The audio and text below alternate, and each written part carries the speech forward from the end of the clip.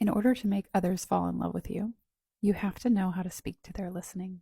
Oftentimes, others will tell us exactly who they are and what they want, and we'll ask them to be the opposite.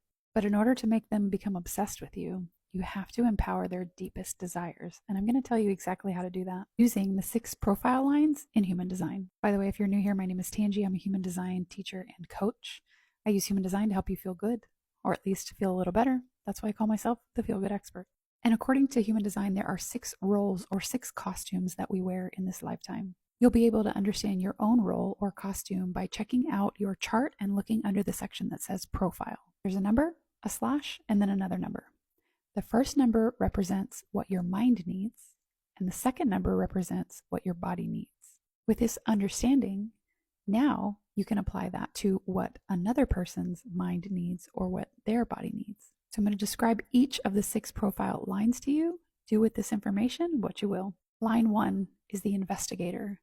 They need safety, security, stability, research, knowledge, and information. Never ever try to lie to or deceive a line 1 being. They will always get to the bottom of things. The way you speak to their listening is to give them compliments on how much information they know, how they're so good at research, how you feel safe and supported around them, generally how intelligent you think they are. The next line is line 2, and we call that the hermit in human design, but don't let that name deceive you. A hermit is very playful and they love to get into their flow states. But in order to get into flow states, they have to be given permission to pull away sometimes. So you'll see a high value of freedom in a second line being. Second lines often feel misunderstood and they hate the idea of being controlled. Speak to their listening by giving them lots of space, saying that you see how much they value freedom, complimenting their creativity and their ability to get into flow states, and generally how fun it feels to be around them. Next, we have the third line in human design, and we call this the experimenter or the martyr. Third lines are really afraid of being a failure, but they're also quite adventurous and pretty fearless. They're willing to step outside of their comfort zones and learn from the challenges that life presents. Third lines really want to share their stories. They want to tell you about their experiences. Speak to their listening by valuing that experience that they have, and make them crave being around you more and more often by being the one to help push them outside of their comfort zones. Next, we have the fourth line, and we call this line the opportunist. Foundational relationships for a fourth line are of the utmost importance. Fourth lines can often feel like they are not being supported in their relationships because they are the center of that support system.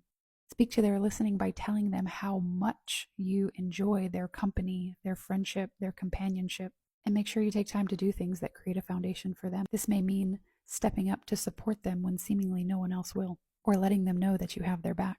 Next, we have the fifth line, and we call this line the heretic. Fifth lines are quite seductive in their energy and in their presence. Oftentimes we think that fifth lines have everything figured out because they are seducing us with their energy. But fifth lines are very much afraid of being the villain, being blamed for everyone else's problems. Fifth lines want nothing more than to be solutions-oriented. They want to help you solve your problems without getting stuck in them. Let a fifth line know how attractive you find their energy. Ask them for help and support, but without attachment. Acknowledge that they often get blamed for things and let them know that you won't be the one to do that. Lastly, we have the sixth line, and this is our role model archetype. Sixth lines actually live the first 30 years of their life as a third line. And remember, the third line is our martyr. Trial and error, try and fail. Sixth lines learn how to take all of that experience and turn it into wisdom.